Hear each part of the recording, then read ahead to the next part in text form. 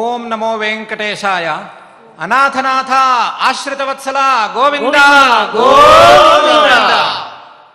పరమ పవిత్రమైనటువంటి తిరుమల క్షేత్రంలో అఖిలాండకోటి బ్రహ్మాండ నాయకుడు శ్రీ వెంకటేశ్వర స్వామి వారి దివ్యానుగ్రహంతో మనమందరము శ్రీ గీతామృతాధ్యయనానికై ఇక్కడ కూర్చొని ఉన్నాము.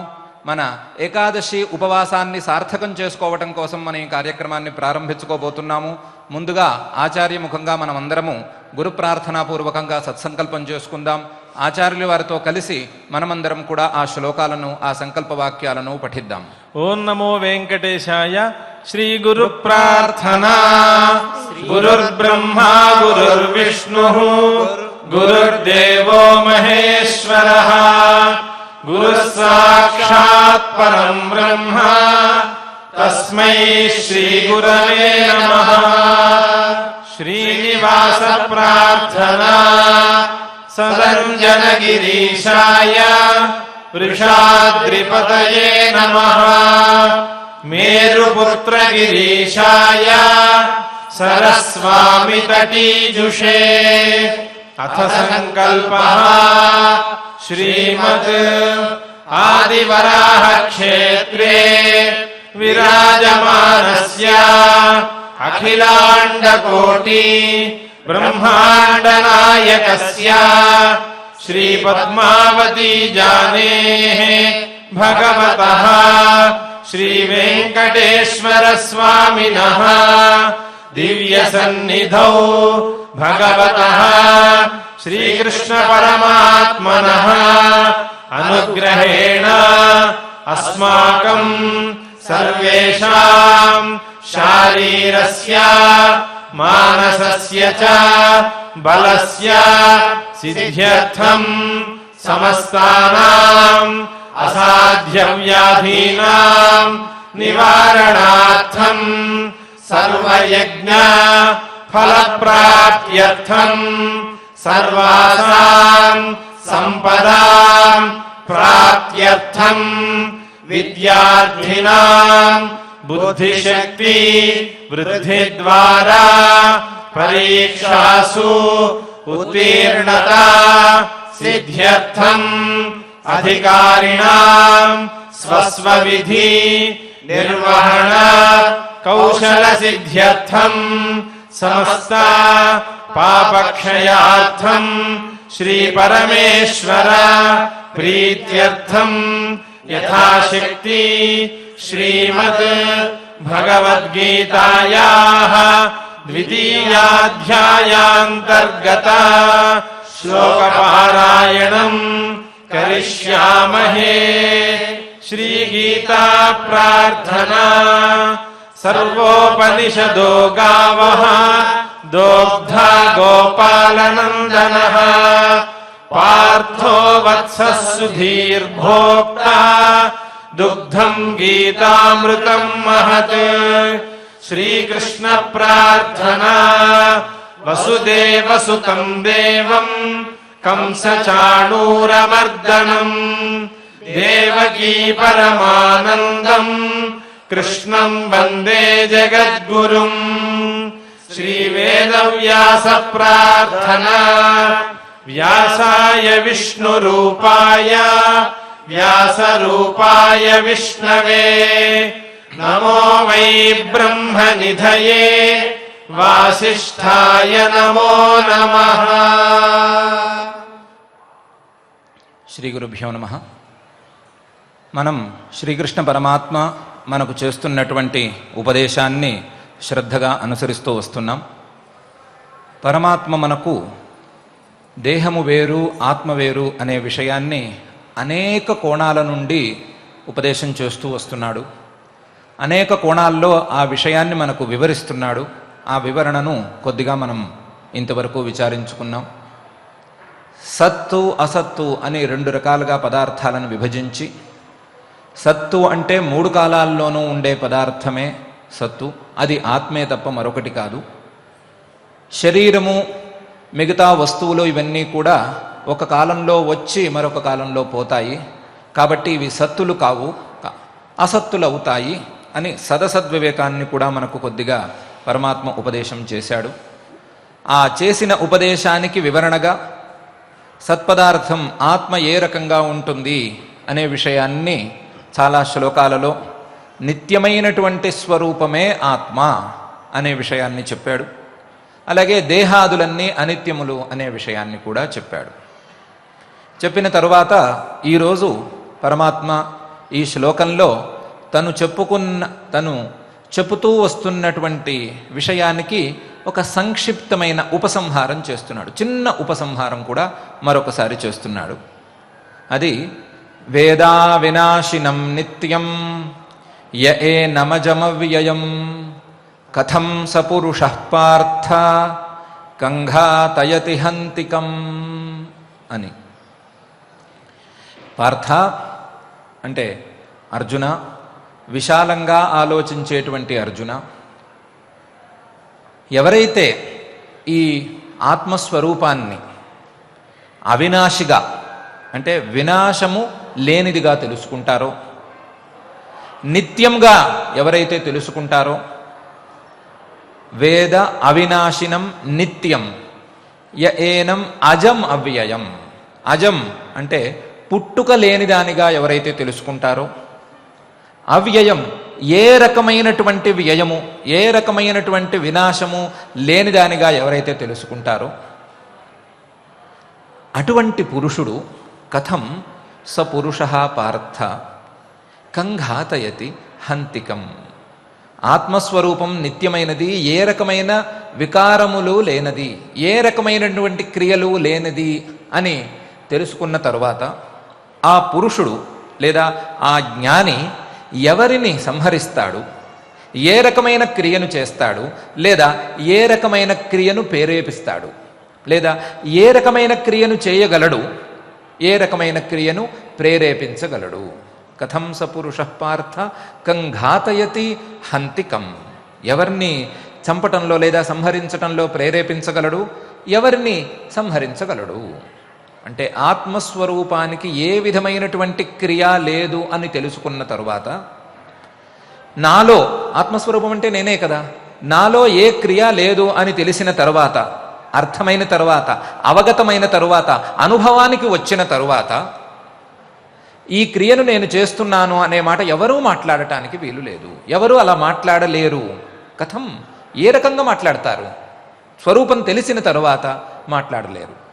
మాటలన్నీ స్వరూపం తెలిసేంత వరకు లేదా స్వరూపం సరిగ్గా తెలియనంత వరకు. నిజమైన మాట స్వరూపం తెలిసిన తర్వాత వస్తుంది, అప్పుడు ఈ మాట రాదు అని మరొకసారి చెప్తున్నాడు. వేద అవినాశినం నిత్యం య ఏనమజమవ్యయం కథం సపురుషః పార్థ కంఘాతయతి హంతికం అని. అయితే మనకు ఈ శ్లోకం విన్న తర్వాత చాలా రోజులుగా మిగిలిపోయిన సందేహం మళ్ళీ వస్తుంది. ఒక విషయాన్ని పరమాత్మ ఎన్నిసార్లు చెప్తాడు? ఇదే విషయాన్ని ఇంతకుముందు చెప్పాడు కదా. అవినాశితు తద్విద్ధి ఏన సర్వమిదం తతం వినాశమవ్యయస్యాస్య న కశ్చిత్ కర్తుమర్హతి అని ఒకసారి చెప్పాడు. నజాయతే మ్రియతే వా విపశ్చిత్ అని ఇంకొకసారి చెప్పాడు. ఇలా ఆత్మస్వరూపానికి వినాశం లేదు, ఆత్మస్వరూపం నిత్యమైనది అని ఎన్నిసార్లు చెప్తాడు? ఒకసారి చెప్తే సరిపోతుంది కదా. మళ్ళీ మళ్ళీ చెప్పడంలో పరమాత్మ యొక్క అభిప్రాయం ఏమిటి? పునరుక్తి అనేది తెలివైన వాళ్ళకి దోషం కదా. మళ్ళీ మళ్ళీ చెప్పటం, ఒకే విషయాన్ని మళ్ళీ మళ్ళీ చెప్పటం అనేది తెలివి తక్కువ వాళ్ళు ఏమన్నా చెప్తే చెప్పవచ్చు, కానీ తెలివైనటువంటి వారికి అది దోషం కదా. ఒక్కసారి చెప్పాలి, ఒకే మాట అన్నట్టు ఉండాలి కదా. పరమాత్మ ఎందుకు మాటి మాటికి ఇదే విషయాన్ని చెప్తున్నాడు అని ప్రశ్న రావచ్చు. ఇక్కడ మనం చెప్పుకోవాల్సింది ఏంటంటే ఈ ప్రశ్న తప్పు. తెలివైన వారు ఒకే మాట ఒకేసారి చెప్తారు అనే అనుకోవటమే తప్పు. తెలివైన వారే చెప్పవలసిన విషయాన్ని 10 సార్లు చెప్తారు. తెలివి తక్కువ వారే ఒకసారి చెప్పి ఊరుకోవలసి వస్తుంది. ఎలా అని ఆలోచిద్దాం. ప్రతి విషయము చెప్పిన వెంటనే అర్థమైపోతుంది అనే నియమం ఈ ప్రపంచంలో ఎవ్వరూ చెప్పలేరు. ఏ విషయమైనా కావచ్చు, ఏ రకమైన సంగతి అయినా కావచ్చు. అసలు శబ్దమే మనకు చెప్పిన వెంటనే లేదా మనం విన్న వెంటనే మనకు ఆ విషయంలో పరిపూర్ణమైన జ్ఞానం కలిగింది అని ఎవ్వరూ అనుకోవడానికి వీల్లేదు. ఆ విషయంలో పరిపూర్ణమైన జ్ఞానం కలిగింది లేనిది కాస్త తెలివైన వాడు జ్ఞాని అయితే చెప్పేవాడికే తెలుస్తుంది, వినేవాడి కంటే ఎక్కువగా. సంగీతం ఉంది. సంగీతంలో పాట పాడమని ఒక వ్యక్తిని పిలిచాం. ఆయన పాట పాడి వెళ్ళిపోడు. పాటకు ముందు ఆలాపన అని కొంత చేస్తాడు, కీర్తన వినిపిస్తారు. కీర్తన అయిన తర్వాత కొంత సంగతులు అని కొంత చూపిస్తారు. ఎందుకు 3 రకాలుగా చేస్తున్నారు? పాట పాడమని పిలిచాం, పాట పాడి వెళ్ళిపోవచ్చు కదా. ఈ ఆలాపన ఎందుకు, మధ్యలో ఇదెందుకు, మళ్ళీ ఈ సంగతులు ఎందుకు అంటే ఆ రాగం, మనం విన్నది రాగం కదా, ఆ రాగం ఒక్కసారి వినంగానే మన మనసుల్లో స్థిరపడదు. మనం ఊరికనే తొందరగా పాట అయిపోగొట్టి పంపించేద్దాం అనుకుంటాం. కానీ రాగం అనేది మనసులోకి స్థిరంగా రాదు.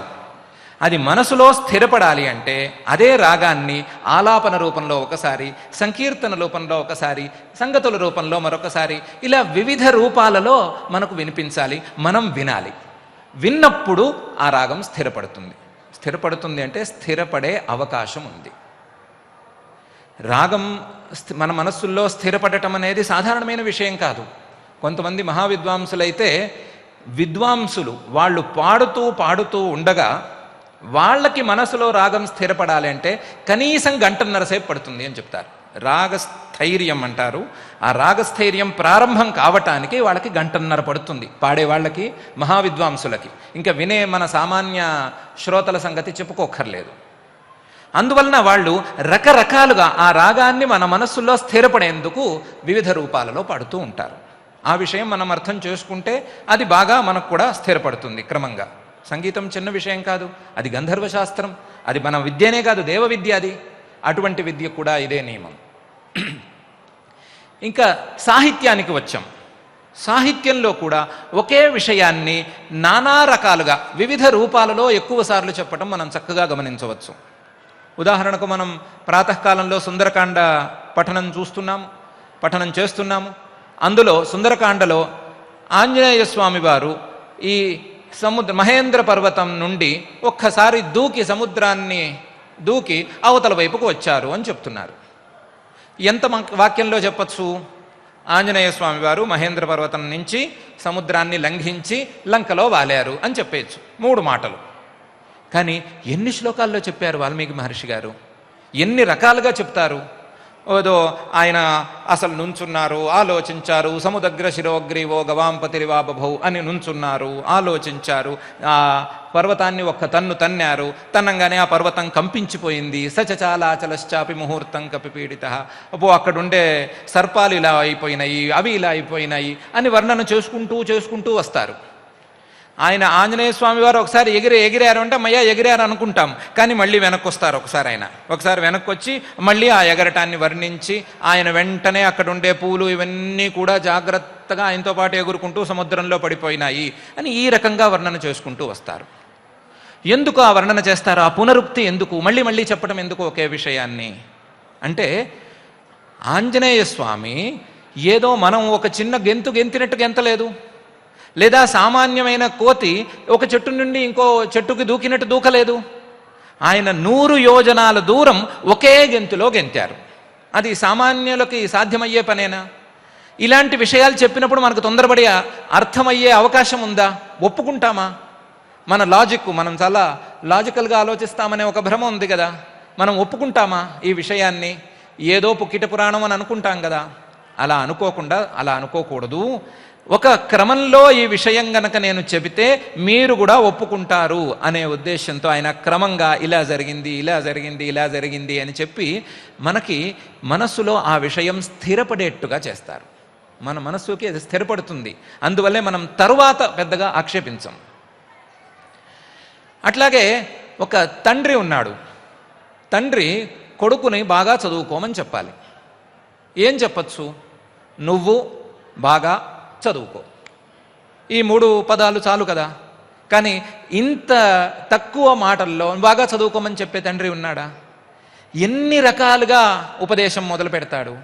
ఫలానా వాడు చదువుకుని బాగుపడ్డాడు, నా చిన్నప్పుడు నేను బాగా చదువుకున్నాను, మీ తాతగారు మంచి విద్వాంసులు, మీ నాన్నగారు, ఇవన్నీ వరుసగా చెప్పుకుంటూ వస్తాడు కదా.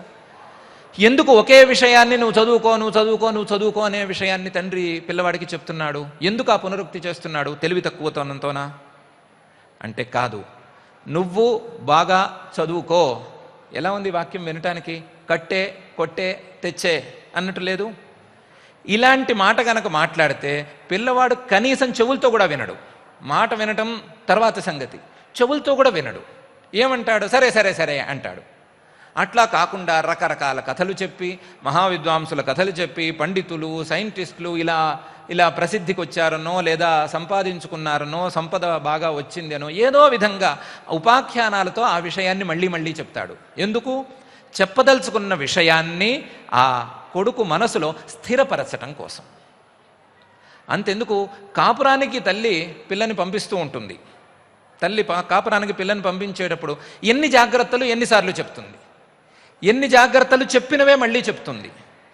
ఎందుకు చెప్తుంది అంటే తన టెన్షన్ని తీర్చుకోవటం కోసం కాదు. పిల్ల మనసులో ఆ విషయాలన్నీ స్థిరంగా ఉండాలి. తన అనుభవం మొత్తం పిల్లకు ఎక్కాలి. ఎక్కి అత్తవారింట్లో జాగ్రత్తగా ఉండాలి, అందరూ సుఖంగా ఉండాలి అనే కాంక్షతోనే కదా.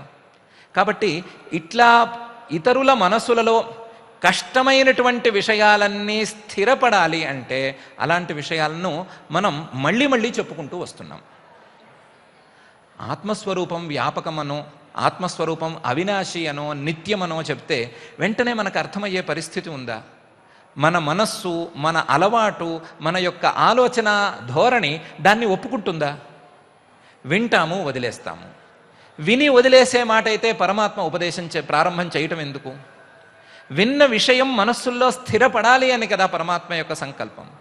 అందువల్ల తను దాన్ని ప్రత్యేకించి ఈ ఆత్మ అవినాశి, ఆత్మ వ్యాపకం, ఆత్మ నిత్యం అని మళ్ళీ మళ్ళీ చెప్తున్నాడు. మళ్ళీ మళ్ళీ చెప్పడం ద్వారా ఏమి సూచన చేస్తున్నాడంటే ఇది చాలా ప్రధానమైనది. ఈ విషయాన్ని మనం ఎంతో ఆలోచించి జాగ్రత్తగా నిర్ణయించుకుని మనస్సులో స్థిరపరచుకోవాలి. తొందరపడి లేదనుకోకూడదు, కాదనుకోకూడదు, ఒప్పేసుకుని కూడా పైకి వెళ్ళిపోకూడదు. కాదనేవాడు కూడా కొంచెం నయం, ఒప్పేసుకుని సరే మీరు చెప్పింది ఒప్పుకుంటాము అనేవాడితోనే ప్రమాదం. వాడు ఒప్పుకున్నాడో తెలియదు, లోపల ఒప్పుకోలేదో తెలియదు.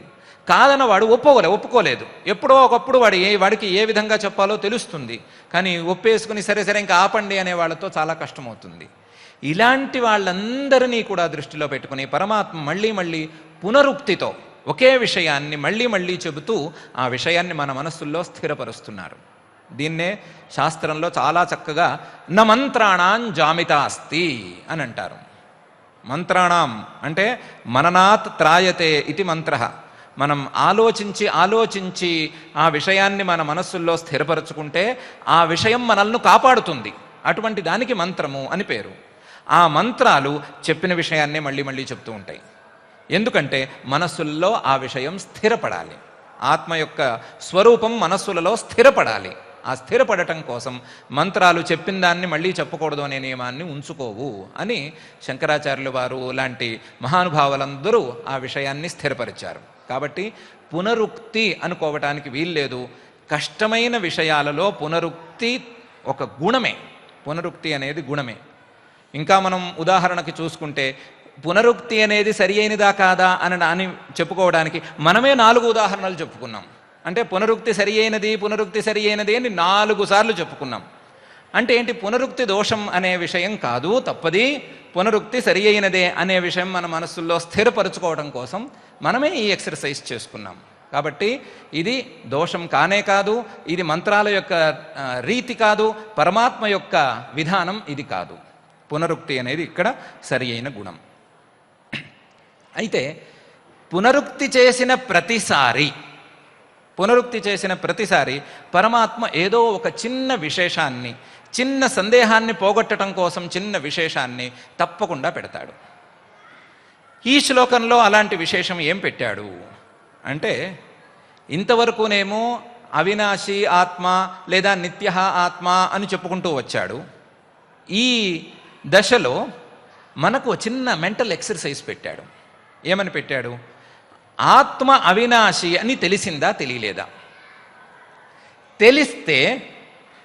తెలిసింది లేదు నిరూపించుకోవాలి అంటే తెలిస్తే ఏ రకంగా ఉండాలి అంటే, నేను ఏ క్రియకు కర్తను కాను అని అనిపించాలి.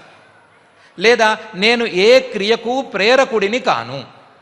నేను సంహారం కావచ్చు, మరొక క్రియ కావచ్చు, ఆ క్రియకు నేను కర్తను కాను, ఆ క్రియకు నేను ప్రేరకుడిని కాను, నాకు ఆ క్రియకు సంబంధం లేదు, క్రియలన్నీ దేహములోనివే, నేను క్రియలతో సంబంధం లేని శుద్ధమైన ఆత్మస్వరూపిడిని అని అనిపించాలి. అని అనిపిస్తే నేను చెప్పిన విషయం నీకు అర్థమైనట్టు. అనిపించకపోతే నువ్వు దీని మీద ఇంకా కూడా ప్రయత్నం చేయాలి అన్నట్లు అని ఆ విషయాన్ని సూచించడం కోసం కథం సపురుష పార్థ కంఘాతయతి హంతికం అని ఒక ప్రశ్న వేస్తున్నాడు. పాఠం చివరిలో మనం కొన్ని ప్రశ్నలు వేసి దీనికి సమాధానాలు వెతుక్కోండి అని చెప్పము. గతించిన పాఠంలో, ఇంతవరకు అయిపోయిన పాఠంలో ఈ ప్రశ్నలు వేస్తున్నాము, ఈ ప్రశ్నలకు సమాధానాలు పాఠంలో ఎక్కడున్నాయని వెతుక్కోమని చెప్పము. అట్లాగే ఈయన కూడా, పరమాత్మ కూడా ఏమంటున్నాడు, ఇక్కడ నేను ప్రశ్న వేస్తున్నాను, ఈ ప్రశ్నకు సరి అయిన సమాధానం దొరికితే వెనకాల శ్లోకాల్లో నేను చెప్పిన విషయం మీకు మనస్సులో స్థిరపడ్డట్టు, లేకపోతే ఇంకొంచెం ప్రయత్నం చేయాలి అన్నట్లు. ప్రయత్నం నేను చేయిస్తాను, మీరు కూడా తప్పకుండా చేసుకోండి అని సూచన చేస్తూ, వేద అవినాశినం నిత్యం య ఏనమజమవ్యయం కథం స పురుష పార్థ కంఘాతయతి హంతికం అని అంటున్నాడు. ప్రతి సందర్భంలోనూ చిన్న విశేషాన్ని జోడిస్తాడు. అదే సమయంలో మనకు చెప్పిన విషయం గనక కఠినమైతే ఆ విషయాన్ని మన మనస్సుల్లో స్థిరపరిచేంత వరకు మళ్ళీ మళ్ళీ చెప్తూనే ఉంటాడు పరమాత్మ. ఇంతటితో కూడా ఆపబోవటం లేదు, ఇంకా కూడా మళ్ళీ మళ్ళీ ఈ విషయాన్ని చెప్పబోతూనే ఉన్నాడు. ఇలాంటి పునరుక్తితో అలలారుతున్నటువంటి, పునరుక్తి అనే గుణంతో ఉన్నటువంటి ఈ శ్లోకాన్ని మనం చాలా అనుకూలంగా ఒక ఎక్సర్సైజ్ కింద తీసుకుంటూ పై శ్లోకానికి వెళదాం. పై శ్లోకంలో కూడా దగ్గరగా ఇదే భావాన్ని దేహాలు అనిత్యములు అనే భావంతో కలిపి మనకు పరమాత్మ బోధిస్తున్నాడు. వాసాంసి జీర్ణాని యథా విహాయ నవాని గృహ్ణాతి నరోపరాణి తథా శరీరాణి విహాయ జీర్ణాని అన్యాని సంయాతి నవాని దేహి అని. అందరూ ఏమనుకుంటున్నారు, దేహం పుడితే ఫలానా వాడు పుట్టాడు, దేహం మరణిస్తే ఫలానా వాడు మరణించాడు అని అనుకుంటున్నారు. అదేమీ లేదు. వాసాంసి జీర్ణాన్ని యథా విహాయ, కట్టుకున్నటువంటి బట్టలు పాత పడిపోతే దాన్ని విడిచిపెట్టి కొత్త బట్టలు కట్టుకున్నట్లుగా, నవాని గృహ్ణాతి నరోపరాణి, సామాన్యంగా జనులందరూ ఇలాగే చేస్తారు కదా, బట్టలు పాత పడిపోతే ఆ బట్టలను విడిచిపెడతారు, విడిచిపెట్టి కొత్త వస్త్రాలను ధరిస్తారు, కొత్త బట్టలు కట్టుకుంటారు. కొత్త బట్టలు కట్టుకున్నంత మాత్రాన కొత్త బట్ట కట్టుకున్న మనిషి వేరైపోతాడా? పాత బట్ట కట్టుకున్నవాడు వేరేవాడు, కొత్త బట్ట కట్టుకున్నవాడు వేరేవాడు అనే పరిస్థితి ఉంటుందా? లేదు కదా. అట్లాగే ఆ బట్ట, వస్త్రం అనే స్థానంలో శరీరాన్ని ఉంచుకుంటే, బాగా జీర్ణమైపోయినటువంటి శరీరాన్ని, బాగా పాతపడిపోయిన శరీరాన్ని విడిచిపెట్టి, తథా శరీరాన్ని విహాయ జీర్ణాన్ని అన్యాని సంయాతి, కొత్త శరీరాలను గ్రహించటానికి ఆత్మ ఉపక్రమిస్తాడు. నవాని దేహి అంటే దేహాలు, కొన్ని కొత్త దేహాలు పుడుతున్నాయి, కొన్ని పాతవైపోతున్నాయి. పాతవైన దేహాలను విడిచిపెట్టేస్తున్నాడు, కొత్తవైన దేహాలను స్వీకరిస్తూ ఉన్నాడు. ఎవరు? ఒక్కడు. కాబట్టి దేహాలు మారిపోతున్నప్పటికీ మారని వాడు ఒకే ఒక ఆత్మ అనే విషయం చెప్పినట్లయింది. ఇందాక చెప్పిన నిత్య అనే విషయాన్నే మరో రీతిలో చెప్పాడు. కాకపోతే ఈసారి ప్రధానంగా దేహాలను చూపిస్తున్నాడు. అలా దేహాలను చూపిస్తూ, దేహాలు అనిత్యమైనవి, అనిత్యమైనటువంటి దేహాలు వస్తూ పోతూ ఉంటాయి, ఆత్మస్వరూపం మాత్రం అలాగే నిలిచి ఉంటుంది అని మరొకసారి ఈ భావనను మనకు స్థిరం చేస్తున్నాడు. ఎందుకు ప్రత్యేకించి ఈ శ్లోకం మొదలుపెట్టాడు? ఈ శ్లోకం మొదలు పెట్టడంలో తాత్పర్యం ఏమిటి? మనం ఏ విషయం చెప్పినా సరే, పునరుక్తిలో ఉన్నా సరే, చిన్న కొత్త విషయం ఉంటుంది అని అనుకున్నాం కదా. ఏదో ఒక సందేహం తొలగటానికే కదా, తొలగిపోవటానికే కదా విషయం చెప్పాలి. అంటే మనలాంటి వాళ్ళందరినీ దృష్టిలో ఉంచుకున్నాడు. మనం ఏమడుగుతామంటే, అయ్యా స్వామి, మీరు చెప్పిందంతా సరే, మీరు చెప్పిన దేహం వేరు ఆత్మ వేరు ఒప్పేసుకున్నాము, కానీ మాకు దేహం అంటే వల్లమాలిన ప్రేమ. ఎంత ప్రేమో చెప్పలేము. కేవలం మా దేహం అంటే కాదు, మాకు సంబంధించిన వారి దేహాలన్నీ అన్నా సరే మాకు చాలా ప్రేమ. ఆ ప్రేమతో ఎవరైనా దేహం విడిచిపెట్టినా మేము బాధపడతాం. మాకు సంబంధించిన వారు ఎవరైనా దేహం విడిచిపెడితే బాధపడతాం. మాకు అలాంటి పరిస్థితి ఏమైనా వస్తే, అంటే దేహం విడిచి వెళ్లాల్సి వస్తుందేమో అనే భయం వస్తే భయపడిపోతాం, బాధపడిపోతాం. అంతే తప్ప మీరు చెప్పిన విషయం ఒప్పుకోక కాదు. మీరు చెప్పింది ఒప్పుకుంటాం, మీరు గొప్పవారు, మీరు చెప్పింది యథాతథంగా ఒప్పుకుంటాం. దేహం వేరు ఆత్మ వేరు, కానీ మాకు ఇష్టం మాత్రం దేని మీద? దేహం మీద. బాగానే ఉంది కదా లాజిక్. మనకి దేహం మీద ఇష్టం సామాన్యమైన ఇష్టమా? ఎంత ఇష్టం దేహం అంటేను. ఈ దేహం మీద ఉన్నంత ప్రేమ ఇంకెవరి మీదైనా ఉన్నదా? ఎక్కడా లేదు. కాబట్టి ఇది సరి అయిన మాటే, సరి అయిన ప్రశ్నే. అంటే మన అనుభవానుసారంగా వచ్చినటువంటి ప్రశ్న. ఈ ప్రశ్నకి పరమాత్మ ఏం సమాధానం చెప్తున్నాడంటే, నీ దేహం మీద ప్రేమ సరే, నువ్వు సరే, ఎన్ని దేహాల మీద ఇలాగే ప్రేమ పెంచుకున్నావు? ఒకే దేహం మీద నీకున్నది ఇది ఒక్కటే దేహం. ఇంతకుముందు దేహం లేదా? ఇక మీద దేహం రాబోవటం లేదా? ఒక దేహం మీద ప్రేమ అయితే పర్వాలేదు. ఎన్ని దేహాలు పోయినాయి, ఎన్ని దేహాలు రాబోతున్నాయి, ఇది మధ్యలో ఉండే ఒకే దేహం. ఇలాంటి దేహాల మీద నీకెందుకు ప్రేమ? అనవసరమైనటువంటి ప్రేమ. ఈ ప్రేమ లేదు నీకు అనటానికి నేను ఉదాహరణ చెప్తాను. నువ్వు ఇలాంటి ప్రేమించిన ఎన్నో దేహాలను విడిచిపెట్టేశావు. పిల్లవాడికి కొత్త బట్ట వేశాం పండగ రోజున, చాలా ఇష్టంగా తొడుక్కున్నాడు. ఏ రోజు దాన్ని విప్పనంటాడు, ప్రతిరోజు అదే డ్రెస్ కావాలంటాడు, రోజు వేస్తున్నాము. కొన్ని రోజులకు అది చిరిగిపోయింది లేదా వెలిసిపోయింది. ఏమంటున్నాడు పిల్లవాడు? నాకు ఈ డ్రెస్ వద్దు, కొత్తది కావాలి అంటున్నాడు. నిన్నటి వరకు నాకు చాలా ఇష్టము, ఇది తప్ప ఇంకోటి వేసుకోను అని మారాం చేసినటువంటి పిల్లవాడు ఈరోజు అది చిరిగిపోయిందనో వెలిసిపోయిందనో కారణం పెట్టి ఏమంటున్నాడు? నాకు కొత్తది కావాలి అంటున్నాడు. ఇప్పుడు వాడికి ఆ డ్రెస్ మీద ప్రేమ ఉన్నట్లా లేనట్లా? ప్రేమలు శాశ్వతంగా ఏమీ లేదు, తాత్కాలికంగా ఉంది. కొన్ని రోజుల పాటు ఈ డ్రెస్ మీద ప్రేమ, ఇంతకంటే అందమైన డ్రెస్ కనిపిస్తే దాని మీద ప్రేమ, అంతకంటే కనిపిస్తే ఇంకా చెప్పక్కర్లేదు. వాడే గనక వెరైటీలు చూడటం ప్రారంభిస్తే ఎన్ని వస్త్రాల మీద ప్రేమలు ఉంటాయో మనం చెప్పలేము. అన్ని ఆ షాపులో ఉన్నవన్నీ మా ఇంట్లో ఉండాలి అనేంత ప్రేమ కూడా వస్తుంది. కాబట్టి వస్త్రం మీద కట్టుకునేవాడికి ప్రేమ లేదు. కట్టుకునేవాడికి ప్రేమ తన మీదే. ఆ కట్టుకునే వస్త్రం స్థానంలో దేహాలను గనక ఉంచినట్లయితే ఎన్ని దేహాలను మనం ధరించాము, ఎన్ని దేహాలను కట్టుకున్నాము, ఎన్ని దేహాలను విడిచిపెట్టాం. దేహాల మీద మనకు సరి అయిన ప్రేమ లేదు. సరి అయిన ప్రేమ మన మీద మనకే ఉంది. ఆ ప్రేమ ఏమిటో తేల్చుకోలేక ఇటు అటుగా ఉండి ఈ రకమైన మాటలు మాట్లాడుతున్నావు. ఆ ప్రేమ నీకు దేహాల మీద కాదు, మానవులకు తమకు అనుకూలంగా ఉండేటువంటి వస్తువుల మీద ప్రేమ ఉంటుంది. మిగతా ప్రాణులకు ఎలా ఉంటుంది అని మనం అడగలేదు వాళ్ళని. మనం గనక మానవుల్ని ఇంటర్వ్యూ చేస్తే, స్టడీ చేస్తే, సర్వే చేస్తే అందరూ తీవ్రకి చెప్పేది ఒకటే, మాకు అనుకూలంగా ఉంటే వాటి మీద ప్రేమ, మాకు ప్రతికూలంగా ఉండే మాట అయితే వాటి మీద మాకు ప్రేమ లేదు. ఇది అందరూ చెప్పే మాటే కదా. దీని మీద ప్రత్యేకించి ఇప్పుడు మనం విచారణ కూడా చేసుకోక్కర్లేదు కదా. ఈ దేహం అనుకూలంగా ఉన్నంత వరకు ఇది కావాలి అనిపిస్తుంది. ప్రతికూలంగా అయిన తర్వాత ఏమవుతుందో సరిగ్గా తెలియదు.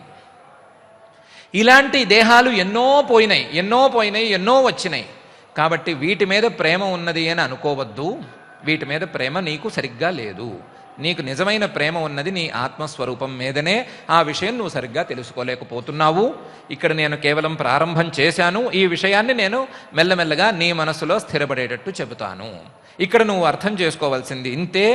ఏమిటంటే, వాసాంసి జీర్ణాని యథా విహాయ నవాని గృహ్ణాతి నరోపరాణి తథా శరీరాణి విహాయ జీర్ణాని అన్యాని సంయాతి నవాని దేహి. పాత బట్టలను విడిచిపెట్టి కొత్త బట్టలను కట్టుకున్నట్లుగా పాత దేహాలను విడిచిపెట్టి కొత్త దేహాలను ధరించటం అనేది ఆత్మకు ఒక అలవాటు. కొత్త వస్త్రాలు ఎంతవరకు ధరిస్తారు అనే సంగతి మనం చెప్పలేం, కానీ కొత్త దేహాలను ఎంతవరకు ధరిస్తారు అంటే తత్వజ్ఞానం కలిగేంత వరకు ధరిస్తారు. తత్వజ్ఞానం కలిగిన తర్వాత కొత్త దేహం అనేది లేదు. తత్వజ్ఞానం కలిగేంత వరకు కొత్త దేహాలను ధరిస్తూనే ఉంటారు. కాబట్టి దేహాల మీద ప్రేమ అనేది అనవసరమైన మాట. ప్రేమ అనేది మన ఆత్మస్వరూపం మీదనే ఉండాలి. ఆ ఆత్మస్వరూపాన్ని తెలుసుకోవటం మీదనే ప్రేమ ఉండాలి. మిగతా అనవసరమైన విషయాల మీద ప్రేమ పనికి రాదు అని ఖరాఖండిగా చెప్తున్నాడు పరమాత్మ. వాసాంసి జీర్ణాన్ని యథా విహాయ నవాని గృహ్ణాతి నరోపరాణి తథా శరీరాణి విహాయ జీర్ణాని అన్యాని సంయాతి నవాని దేహి. కొత్త దేహాలను పుట్టుకుంటాడు, పాత దేహాలను వదిలేసుకుంటాడు అని. ఈ విషయాన్ని యమధర్మరాజు గారు కూడా చెప్పినట్లుగా మనం ఇంతకుముందు కఠోపనిషత్తు ఉపాఖ్యానంలో చూసుకున్నాం. యోనిమన్యే ప్రపద్యంతే శరీరత్వాయ దేహినః స్థాణుమన్యేను సంయంతి యథాకర్మ యథాశ్రుతం అనే మంత్రానికి అర్థం చెప్పుకుంటూ రకరకాల శరీరాలను పై జన్మలలో మానవులు వాళ్ళ కర్మానుసారంగా పొందుతూ ఉంటారు అనే విషయాన్ని ఒక్కసారి చెప్పుకున్నాం. ఆ విషయాన్నే పరమాత్మ మరొకసారి మరొక విధంగా మనకు ఉపదేశం చేస్తున్నాడు. దేహాలు మారిపోతున్నాయి. దేహాలు మారిపోతున్నా సరే ఆత్మస్వరూపం మారటం లేదు. మరైతే దేహాలు ఎందుకు మారిపోతున్నాయి? ఒకే ఆత్మకు ఒకే దేహం ఉండవచ్చు కదా. ఒక ఆత్మ ఒక దేహం అనే నియమం చేయొచ్చు కదా పరమాత్మ. అంటే చేయటానికి వీల్లేదు అన్నాడు యమధర్మరాజు గారు. యథాకర్మ, మీరు చేసుకున్నటువంటి కర్మలకు ఫలితంగా ఆయా పై దేహాలు వస్తాయి ఆయన ముందే చెప్పాడు. ఆయన ఏమి కర్మలు చేసుకుంటారు? పుణ్యకర్మ చేసుకున్నారు, పుణ్యం మాత్రమే చేసుకున్నారు అనుకుందాం. పుణ్యం మాత్రమే చేసుకుంటే దేవలోకంలో దేవతా శరీరాలను ఇస్తారు. కేవలం పాపకర్మ తప్ప మరొకటి లేదు అని అనుకుందాం మాట వరుసకి. ఏమిస్తారు అంటే పశుపక్ష్యాదుల శరీరాలు ఇస్తారు. పశుపక్ష్యాది శరీరాలు ఎంత కష్టంగా ఉంటాయి అని మనకు తెలిసే కదా. వాళ్ళకేదో ఫ్రీడమ్ ఉంటుంది, వాటికి చక్కగా అడవిలో రెక్కలు కదుల్చుకుంటూ ఎగురుతాయి అని అనుకుంటామా? పశుపక్ష్యాదుల గురించి హాయిగా తిరుగుతున్నాయి అడవుల్లో అనుకుంటున్నామా? లేదు కదా. క్షణక్షణం వాటికి భయం, ప్రాణభయంగానే ఉంటుంది. క్షణక్షణం ఆహారం దొరుకుతుందా దొరకదా అని వెతుకుతూనే ఉంటాయి. వాటి జీవితం అంతా వాటి భయం పోగొట్టుకోవడానికి, వాటి ఆహారం సంపాదించుకోవడానికి ఖర్చు అయిపోతుంది. ఆ జీవితానికి ఒక అర్థమే, పరమార్థమే లేకుండా ఉంది అటువంటి జీవితం వాటివి. కాబట్టి కేవలం పాపకర్మ చేసినట్లయితే అది. అలా కాకుండా కాస్త పుణ్యము కాస్త పాపము కలిపితే ఏ జన్మ వస్తుంది అంటే మనుష్య జన్మ వస్తుంది. మనుష్య జన్మలో ఇటు కాస్త పుణ్యం కూడా చేరి ఉంది, అటు పాపం కూడా చేరి ఉంది. పాపం చేరి ఉంది కాబట్టి రకరకాల కష్టాలు పడుతూనే ఉన్నాము.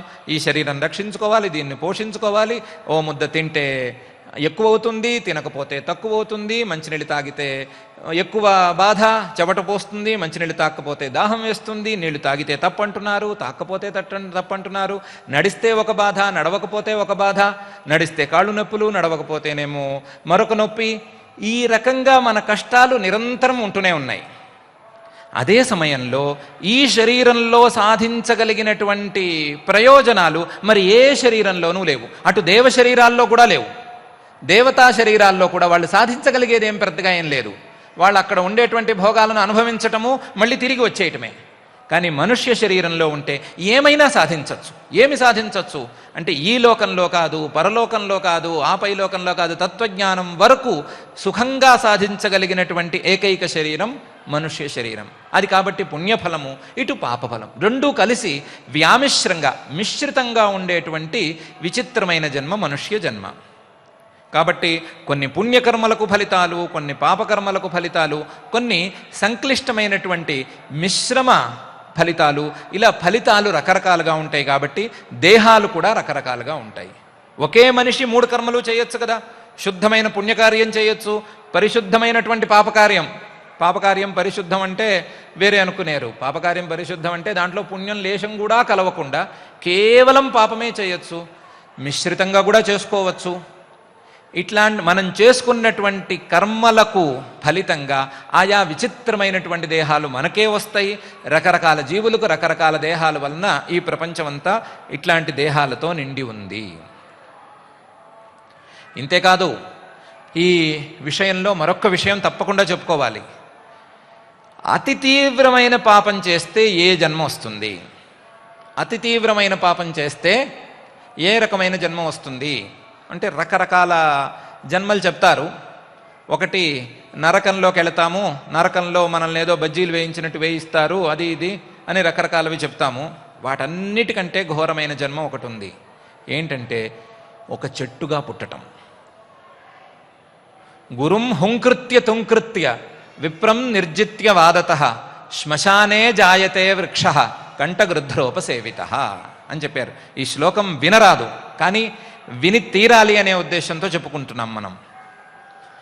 గురువులని గనక హుం అంటే వాళ్ళని ఎదిరించే మాట అయితే, వాళ్ళని అనరాని మాటలు ఏమన్నా అన్నట్లయితే, మనకు చదువు చెప్పిన వాళ్ళు, మంచి మాటలు చెప్పిన వాళ్ళు వాళ్ళని ఏమైనా అనరాని మాటలు అన్నట్లయితే, మంచి చదువుకున్నటువంటి వ్యక్తులను మనం ఏదో మన తెలివితేటలతో ఓడించినట్లయితే, అనవసరమైన విషయాలలో అనవసరమైన సందర్భాలలో ఓడించినట్లయితే ఏం ఫలం వస్తుందంటే ఆ పాపానికి ఫలితం శ్మశానంలో చెట్టుగా పుడతాడు. చెట్టుగా పుడతాడంటే ఏంటి? చెట్టుకు కూడా పుణ్యం చేసుకునే అవకాశం ఒకటి ఉంది. ఏంటంటే దాని నీడలో ఎవరో ఒకళ్ళు కూర్చుంటే, చల్లగా కూర్చుంటే చెట్టుకు ఇంత పుణ్యం అనేది వస్తుంది. కానీ శ్మశానంలో చెట్టు కింద ఎవరు కూర్చుంటారు? ఎవ్వరూ కూర్చోరు. దాని చుట్టూ ముళ్ళు ఉంటాయి, దాని మీద గద్దలు కూర్చుంటాయి. ఇట్లాంటి జన్మ వస్తుంది అని చెప్పారు. కాబట్టి వృక్ష జన్మ కూడా ఒక పాప ఫలితం ఉండనే ఉంది. ఆ వృక్ష జన్మ అనేది మనకు ఈ జన్మ నుండి పై జన్మలో కలగరాదు. అలాంటి పాపం మనం చేయరాదు. ఇంతేకాకుండా ఇలాంటి పాపాలు మరేవీ కూడా మనం చేయరాదు అని మనం ఈ రోజు నుంచి సంకల్పం చేసుకోవాలి. దానికి తగ్గట్టుగా మనమందరం నడుచుకోవాలి. ఇదే విధంగా వృక్ష జన్మకో లేదా ఆ తిరియక్ జంతువులు అంటాము, పశుపక్ష్యాది జన్మలకో కారణమైనటువంటి పాపాలేవో మనం తెలుసుకుని, భవిష్యత్తులో రాబోతున్నటువంటి గరుడ పురాణాది రహస్యాలు కార్యక్రమం ద్వారా మనం తెలుసుకుని, ఆ పాపాలు మనం చేయకుండా మనల్ని మనం కాపాడుకుని మనం మంచి జన్మలన్నైతే పొందాలి, లేకపోతే జన్మరాహిత్యాన్నైనా శ్రీవారి అనుగ్రహంతో పొందాలి. ఆ సంకల్పం ఈరోజు మనం తప్పకుండా చేసుకుని మనం దానికి తగ్గట్టుగా నడుచుకుందాం. అయితే ఈ విషయంలో మరి వృక్షాది జన్మ అంటున్నారు. వృక్షాలకు కూడా ఒక జీవుడని కానీ ప్రాణమని కానీ, వృక్ష శరీరం కూడా ఒక శరీరం అనే దాన్ని కూడా మనం విశ్వసించవచ్చా అనే ప్రశ్న ఉదయిస్తుంది. ఆ ప్రశ్నకి సమాధానం మనం రేపటి రోజున చెప్పుకుందాం. ఇప్పుడు మాత్రం శ్రద్ధగా పారాయణ కార్యక్రమానికి వెళదాం. భగవద్గీత యొక్క సారాన్ని గీతా మహాత్మ్య రూపంలో ప్రస్తుతం స్కాంద పురాణాంతర్గతంగా ఉన్న గీతా మహాత్మ్యాన్ని మనం చెప్పుకుంటూ ఉన్నాం. మల నిర్మోచనం పుంసాం గంగాస్నానం దినే దినే సకృద్గీతాంబసి స్నానం సంసార మల నాశనం. మలం అనేది పాపం అని అర్థము. అది కాయికం, వాచికం, శారీరకంగా 3 రకాలుగా చూసినట్లయితే శరీరంతో చేసేటువంటి అనేక దుష్కర్మలు, హస్తములతో పాదములతో, అవన్నీ అందరికీ అనుభవంలో ఉన్నటువంటి దోషమే అదంతా. వాచికం అంటే మనం చెప్పేటటువంటి అనేక అనృత వదనం, అబద్ధమైనటువంటి వాక్యములు, అలాగే అనేక సద్గురువులను నింద చేయడం. ఈ విధంగా శారీరకం, మానసికం, వాచికం, మనస్సులో అనేక దోషములను నిరంతరం ధారణ చేస్తూ ఉండడం. ఆ విధంగా 3 విధములుగా మనం నిరంతరం దోషం చేస్తూ ఉంటాం. ఇటువంటి దోషాన్ని పోగొట్టేటటువంటిది దినే దినే గంగా స్నానం. ప్రతిరోజు మనం గంగా స్నానం చేయడం ద్వారా ఈ దోషం తొలగిపోతుంది అనేది మొదటి పాదంలో, మొదటి వాక్యంలో చూపించాడు ఆయన. సకృద్గీతాంబసి స్నానం సంసార మలనాశనం. ఈ జనన మరణ రూపమైనటువంటి సంసార బంధం ఏదైతే ఉన్నదో, ఈ దోషం పోవాలి అంటే ఏం చేయాలి అంటే సకృద్గీతాంబసి స్నానం. ఈ గీత అనేటటువంటి జలంలో కనుక మనం ఒక్కసారి స్నానం చేసినా ఈ సంసార బంధం అంటే ఈ జనన మరణ రూపమైనటువంటి ఈ ప్రవాహం నుండి జీవుడు విముక్తుడవుతాడు అని మనకి ఈ గీతా యొక్క మహాత్మ్యాన్ని ఈ రూపంలో మనకి అందించారు శ్రీకృష్ణ పరమాత్మ సాక్షాత్తుగా. అలా గీతానామ సహస్రేణ స్తవరాజో వినిర్మిత యస్య కుక్షౌచ వర్తేత సోహం నారాయణ స్మృత సోపి నారాయణ స్మృత. గీత అనేది కూడా విష్ణు సహస్రనామం, శివ సహస్రనామంలాగే గీతానామ సహస్రం. ఇది స్తవరాజం అంటే అన్ని స్తవముల్లోకి, అన్ని స్తోత్రముల్లోకి కూడా శ్రేష్టమైనటువంటిదిగా ఇది శ్రీకృష్ణ పరమాత్మ చేత ఉపదేశింపబడింది. ఈ మొత్తము గీతాధ్యాయం మొత్తం 18 అధ్యాయములు యస్య కుక్షౌచ వర్తేత, ఎవడి యొక్క గర్భంలో ఇవన్నీ ధరించి ఉంటాడో, ఎవడి గర్భంలో నిరంతరము మథనం చేస్తూ ఉంటాడో, సహా నారాయణ స్మృత, వాడు సాక్షాత్తుగా నారాయణుడిగానే చెప్పబడతాడు వాడు.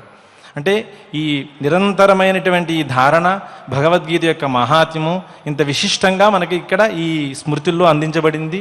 విశిష్టంగా స్కాంద పురాణాంతర్గతంగా గీతా మహాత్మ్యంలో ఈ విధంగా చెప్పబడింది. కాబట్టి నిరంతర గీతా ధారణను చేయడం వల్ల మన యొక్క మనస్సు శుద్ధమై, అంతఃకరణ శుద్ధమై, మనం కూడా నారాయణ స్మృతిగా అంటే నారాయణ యొక్క అనుగ్రహాన్ని పొందేటట్లుగా మనం ఈ పారాయణం చేద్దాం. తద్వారా అంతఃకరణాన్ని శుద్ధి చేసుకుందాం, పరమాత్మ యొక్క అనుగ్రహాన్ని పొందుదాం. అథ శ్రీమద్భగవద్గీతాసు ఉపనిషత్సు బ్రహ్మ విద్యాయాం యోగశాస్త్రే శ్రీకృష్ణార్జున సంవాదే సాంఖ్యయోగే ద్వితీయే అధ్యాయే పంచవింశతి శ్లోకాః సంజయ ఉవాచ తం తథా కృపయావిష్టం అశ్రుపూర్ణాకులేక్షణం విషీదంతమిదం వాక్యం ఉవాచ మధుసూదనః శ్రీభగవానువాచ కుతస్త్వాకష్మలమిదం విషమే సముపస్థితం అనార్యజుష్టమస్వర్గ్యం అకీర్తికరమర్జున క్లైబ్యం మాస్మగమః పార్థ నైతత్వయ్యుపపద్యతే క్షుద్రం హృదయ దౌర్బల్యం త్యక్త్వోత్తిష్ఠ పరంతప అర్జున ఉవాచ కథం భీష్మమహం సంఖ్యే ద్రోణం చ మధుసూదన ఇషుభిః ప్రతియోత్స్యామి పూజార్హా వరిసూదన గురూన్ హత్వా హి మహానుభావాన్ శ్రేయో భోక్తుం భైక్ష్యమపీహ లోకే హత్వార్థకామాంస్తు గురూనిహైవ భుంజీయ భోగాన్ రుధిర ప్రదిగ్ధాన్ నచైతద్విద్మః కతరన్నో గరీయః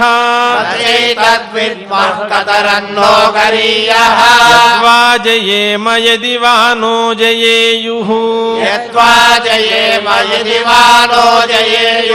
యానేవ హత్వా న జిజీవిషామః సేవ స్థితాః ప్రముఖే ధార్తరాష్ట్రాః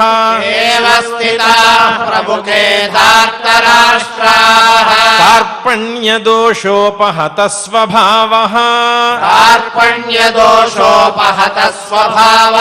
పృచ్ఛామి త్వాం ధర్మ సమ్మూఢచేతాః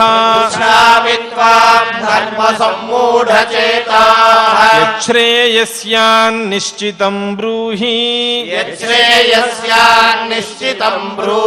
తన్మే శిష్యస్తేహం శాధి మాం త్వాం ప్రపన్నం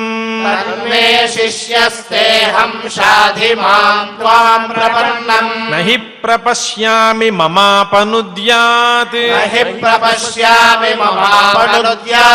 యచ్చోకముచ్ఛోషణమింద్రియాణాం అవాప్య భూమా వసపత్నమృద్ధం రాజ్యం సురాణామపి చాధిపత్యం సంజయ ఉవాచ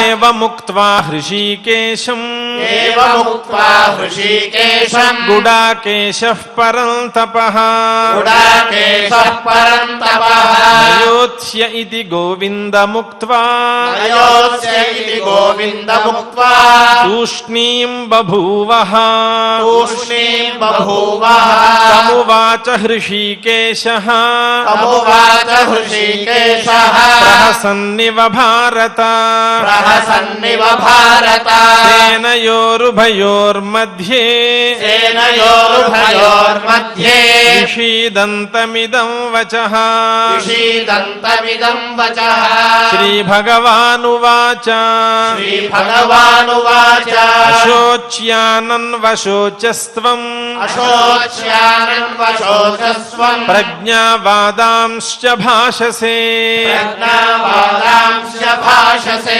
గతాసు నగతాసూంశ్చ గతాసో న గతాసూంశ్చ నానుశోచంతి పండితాః నానుశోచంతి పండితాః నత్వేవాహం జాతునాసం నత్వేవాహం జాతునాసం నత్వన్నేమే జనాధిపాః నత్వన్నేమే జనాధిపాః నచైవ న భవిష్యామః నచైవ న భవిష్యామః సర్వే వయమతః పరం సర్వే వయమతః పరం దేహినోస్మిన్ యథా దేహే దేహినోస్మిన్ యథా దేహే కౌమారం యౌవనం జరా కౌమారం యౌవనం జరా తథా దేహాంతర ప్రాప్తి తథా దేహాంతర ప్రాప్తిః ధీరస్తత్ర న ముహ్యతి ధీరస్తత్ర న ముహ్యతి మాత్రా స్పర్శాస్తు కౌంతేయ మాత్రా స్పర్శాస్తు కౌంతేయ శీతోష్ణ సుఖ దుఃఖదాః శీతోష్ణ సుఖ దుఃఖదాః ఆగమాపాయినో నిత్యాః ఆగమాపాయినో నిత్యాః తాం స్థితిక్షస్వ భారత తాం స్థితిక్షస్వ భారత యం హి న వ్యథయంత్యేతే యం హి న వ్యథయంత్యేతే పురుషం పురుషర్షభా పురుషం పురుషర్షభ సమదుఃఖ సుఖం ధీరం సమదుఃఖ సుఖం ధీరం సోమృతత్వాయ కల్పతే సోమృతత్వాయ కల్పతే నాసతో విద్యతే భావః నాసతో విద్యతే భావః నాభావో విద్యతే సతః నాభావో విద్యతే సతః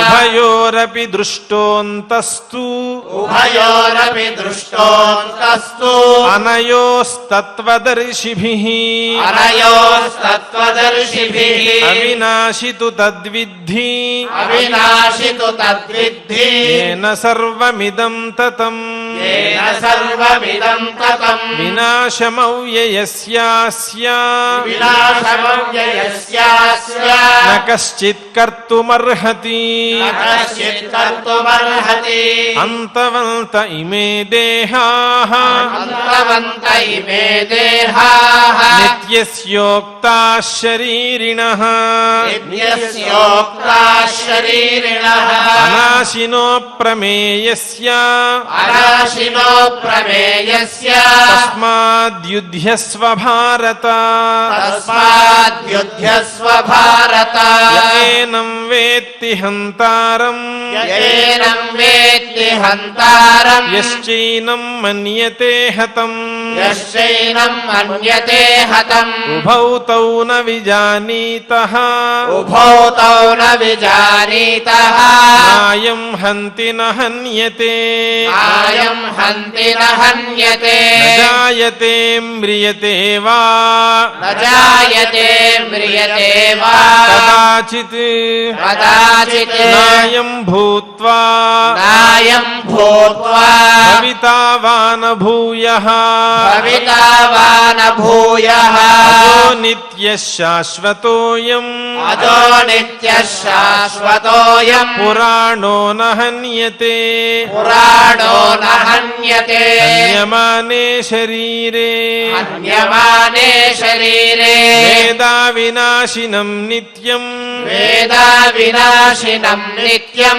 ఏనమజమవ్యయం యయేన మజమవ్యయం కథం స పురుషః పార్థ కథం స పురుషః పార్థ సంఘాతయతి హంతికం సంఘాతయతి హంతికం వాసాంసి జీర్ణాని యథా విహాయ వాసాంసి జీర్ణాని యథా విహాయ నవాని గృహ్ణాతి నరోపరాణి నవాని గృహ్ణాతి నరోపరాణి తథా శరీరాణి విహాయ జీర్ణాని తథా శరీరాణి విహాయ జీర్ణాని అన్యాని సంయాతి నవాని దేహి అన్యాని సంయాతి నవాని దేహి నైనం ఛిందంతి శస్త్రాణి నైనం ఛిందంతి శస్త్రాణి నైనం దహతి పావకః నైనం దహతి పావకః నచైనం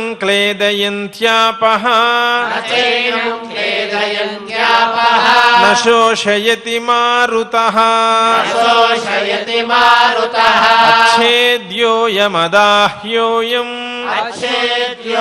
అచ్ఛేద్యోయమదాహ్యోయం అక్లేద్యో శోష్య ఏవ చ అక్లేద్యో శోష్య ఏవ చ నిత్యః సర్వగతస్థాణుః నిత్యః సర్వగతస్థాణుః అచలోయం సనాతనః అచలోయం సనాతనః అవ్యక్తోయమచింత్యోయం అవ్యక్తోయమచింత్యోయం అవికార్యోయముచ్యతే అవికార్యోయముచ్యతే తస్మాదేవం విదిత్వైనం తస్మాదేవం విదిత్వైనం నానుశోచితుమర్హసి నానుశోచితుమర్హసి ఇతి శ్రీమద్భగవద్గీతాసు శ్రీమద్భగవద్గీతాసు ఉపనిషత్సు ఉపనిషత్సు బ్రహ్మ విద్యాయాం బ్రహ్మవిద్యాయాం యోగశాస్త్రే యోగశాస్త్రే శ్రీకృష్ణార్జున సంవాదే శ్రీకృష్ణార్జున సంవాదే సాంఖ్యయోగే సాంఖ్యయోగే ద్వితీయే అధ్యాయే ద్వితీయే అధ్యాయే పంచవింశతి శ్లోకాః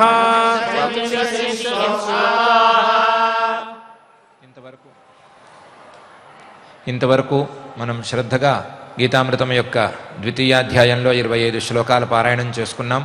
ఇప్పుడు సంకీర్తన కార్యక్రమానికి వెళదాం. ఈరోజు సంకీర్తన కార్యక్రమం నిర్వహించడానికి మన మధ్య శ్రీమాన్ పారుపల్లి రంగనాథ్ గారు ఉన్నారు. వారు అన్నమాచార్య ప్రాజెక్టులో నివృత్త కళాకారులు. గోవిందనామాలను బాగా ప్రజలలో విస్తారంగా ప్రచారం చేసినటువంటి మహనీయులు వారు. అటువంటి వారు ఈరోజు మనకు సంకీర్తన కార్యక్రమాన్ని నిర్వహించడానికి వచ్చారు. వారు వారి బృందంతో కలిసి అన్నమాచార్యుల వారి ఒక సంకీర్తనను మనతో గానం చేయిస్తారు. నామ సంకీర్తన కూడా చేయిస్తారు.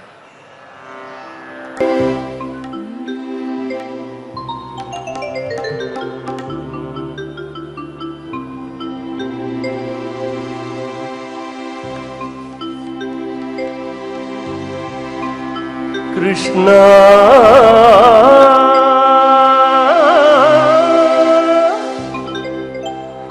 కృష్ణ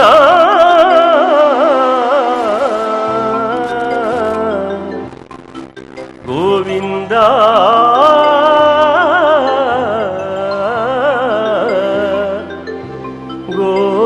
గోవింద గోవింద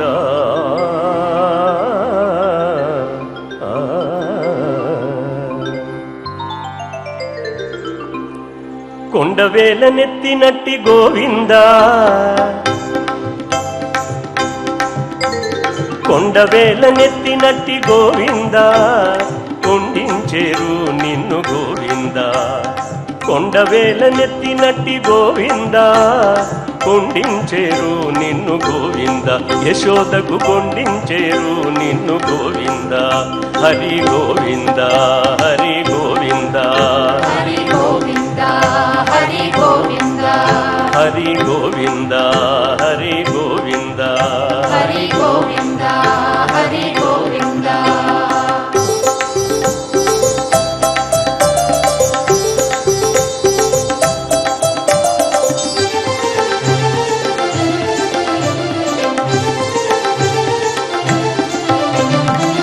గొల్లెతల్లు ముక్కేరు గోవింద నీ కొల్లల చీరాలిమ్మని గోవింద గొల్లెతల్లు ముక్కేరు గోవింద నీ కొల్లల చీరాలిమ్మని గోవింద గొల్లు వెన్న దొంగిలగా గోవింద గొల్లు వెన్న దొంగిలగా గోవింద నిన్ను కొల్లున నవ్వేరు వీరే గోవింద హరి గోవింద హరి గోవింద హరి గోవింద హరి గోవింద హరి గోవింద హరి గోవింద హరి గోవింద హరి గోవింద కొండవేల నెత్తినట్టి గోవింద కొండవేల నెత్తినట్టి గోవింద కొండించేరు నిన్ను గోవింద యశోదకు కొండించేరు నిన్ను గోవింద హరి గోవింద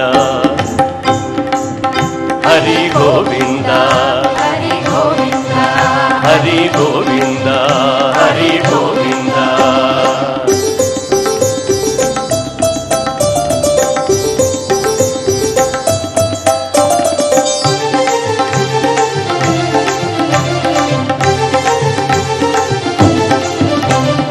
గోవుల కాచే వేళ గోవింద గోవుల కాచే వేళ గోవింద పిల్ల గోవిని వలచిరి గోవింద గోవుల కాచే వేళ గోవింద పిల్ల గోవిని వలచిరి గోవింద గోవాళ్ళులై యమునల గోవింద గోవాళ్ళులై యమునల గోవింద నీకు కోవరమున్నారు రా గోవింద హరి గోవింద హరి గోవింద హరి గోవింద హరి గోవింద హరి గోవింద హరి గోవింద హరి గోవింద హరి గోవింద కొండవేల నెత్తినట్టి గోవింద కొండవేల నెత్తినట్టి గోవింద కొండించేరు నిన్ను గోవింద యశోదకు కొండించేరు నిన్ను గోవింద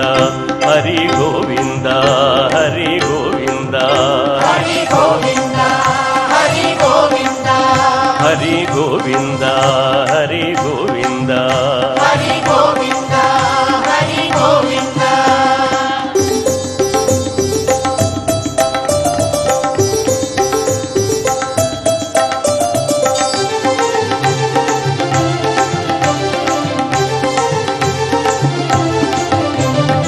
కొట్టేటి ఉట్ల కింద గోవింద కొట్టేటి ఉట్ల కింద గోవింద నీతో కొట్టెవాటై పెనగెరు గోవింద కొట్టేటి ఉట్ల కింద గోవింద నీతో కొట్టెవాటై పెనగెరు గోవింద గుట్టుతో వెంకటాద్రి గోవింద గుట్టుతో వెంకటాద్రి గోవింద కూడి కొట్టాన పెట్టేరు గోవింద గుట్టుతో వెంకటాద్రి గోవింద కూడి కొట్టాన పెట్టేరు గోవింద హరి గోవింద హరి గోవింద హరి గోవింద హరి గోవింద హరి గోవింద హరి గోవింద హరి గోవింద హరి గోవింద కొండవేల నెత్తినట్టి గోవింద కొండవేల నెత్తినట్టి గోవింద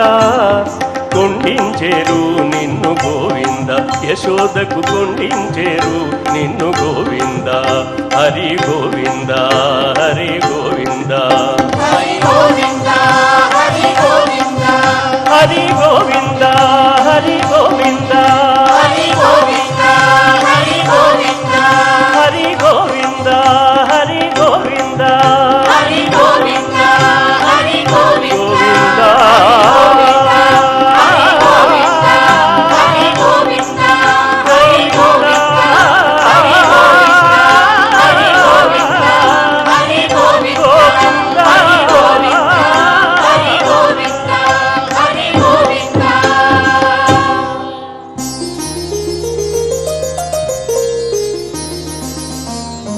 వసుదేవసుతం దేవం కంసచాణూరమర్దనం దేవకీ పరమానందం